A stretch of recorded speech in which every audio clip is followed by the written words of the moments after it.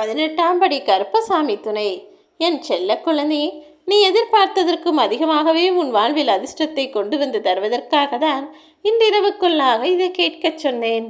நாளை விடியலானது நிச்சயமாக நீ முகம் மகிழும்படி உனக்கான நல்ல விஷயங்களை நடத்தி தர தயாராக காத்திருக்கிறது. இதுநாள் வரையிலும் நீ உன் வாழ்வில் போதுமான அளவிற்கு காத்திருந்து விட்டாய்.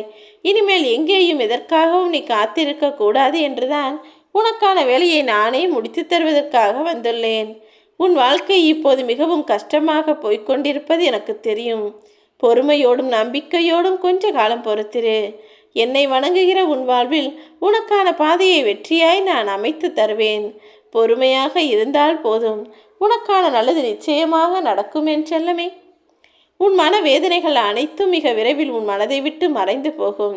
நீ நினைக்கும் அனைத்தையும் நான் உனக்கு நிறைவேற்றி தருவேன். உன் கஷ்டங்களை தீர்ப்பதற்காக தானே நான் உன் வீடு தேடி வந்துள்ளேன். இனி உன் வாழ்க்கை ஒளிமயமாக மாறும். எல்லாமே உனக்கு வெற்றிதான். நீயும் மகிழ்ச்சியாக இருக்கப் போகிறாய். ஏதோ ஒரு ரூபத்தில் நான் வந்து உன் குழப்பங்களை எல்லாம் தீர்த்து உனக்கு மகிழ்ச்சி அடைவதற்கான வழிகளை காட்டுவேன். குழப்பம் ஏதுமின்றி எல்லா விஷயங்களையும் செய்து வெற்றி பெற தயாராகு. உன் வாழ்வில் என்ன செய்தால் நீ ஜெயிக்க முடியும்? எல்லாரையும் போல் வாழ நினைக்காமல் உன் வாழ்க்கையை இந்த உலகை உணர்ந்து கொள்ளும்படி உனக்கு உயரிய வெற்றியை தரப்போகிறேன். வாழ்க்கை எப்படி வாழ வேண்டும் என்ற உண்மையை உனக்கு விளக்கி உன் மனதிற்கு தெளிவையும் அமைதியையும் நான் தருவேன். எப்போதும் புதிய நம்பிக்கையோடு புத்துணர்ச்சியோடு எல்லா காரியங்களையும் செய்து கொண்டு மனதை மகிழ்ச்சியாக வைத்துக்கொள். உனக்கொரு விடியல் காலம் பிறக்கும் என்ற தெளிவோடு தானே இருக்கிறாய். புன்னகையோடு இந்த இரவு பொழுதை கடந்து வா. நாளை விடியலானது உனக்கான நல்விடியலாக நிச்சயம் நீ வெற்றி பெறுவதற்கான நாளாக இருக்கும். சூரியனும் சந்திரனும் வேறு வேறு நேரத்தில் வருகிறது. அது இரண்டுக்குமே ஒளி வேறு, அதன் படைக்கப்பட்ட காரணம் வேறு, அது வரக்கூடிய நேரமும் வேறு. அப்படி இருக்கும்போது அதற்குரிய உரிய நேரத்தில் தானே அது பிரகாசிக்கிறது. இரண்டையும் எப்படி ஒப்பிட்டு பார்க்கலாம் என நீ யோசிக்கிறாய்? அவரவர்கள் வாழ்க்கையும் அப்படிதான். ஒவ்வொருவரும் வெவ்வேறு காரணத்திற்காக, வெவ்வேறு நோக்கத்திற்காக, வெவ்வேறு யோசனையோடு, வெவ்வேறு குணத்தோடு, வெவ்வேறு ஆத்மாக்களாக படைக்கப்பட்டிருக்கிறார்கள். யாரையும் யாரோடும் ஒப்பிட்டு பார்க்க வேண்டாம்.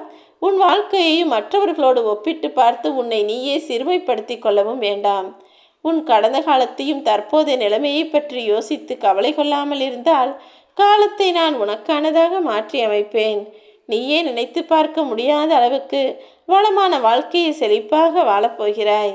நீ கடந்து வந்த இப்போது கடந்து கொண்டிருக்கும் பாதைகள் அனைத்துமே உன் வாழ்க்கையை நிச்சயமாக செழுமைப்படுத்தும். நீ கீழே விழுகும்போதெல்லாம் தாங்கி பிடிக்கவும், உன் மனம் உடையும் போதெல்லாம் உன்னை தட்டி கொடுக்கவும் இந்த கருப்பசாமி நான் இருக்கும்போது நீ ஏன் தேவையில்லாமல் அழுது வருந்தி வாடுகிறாய்?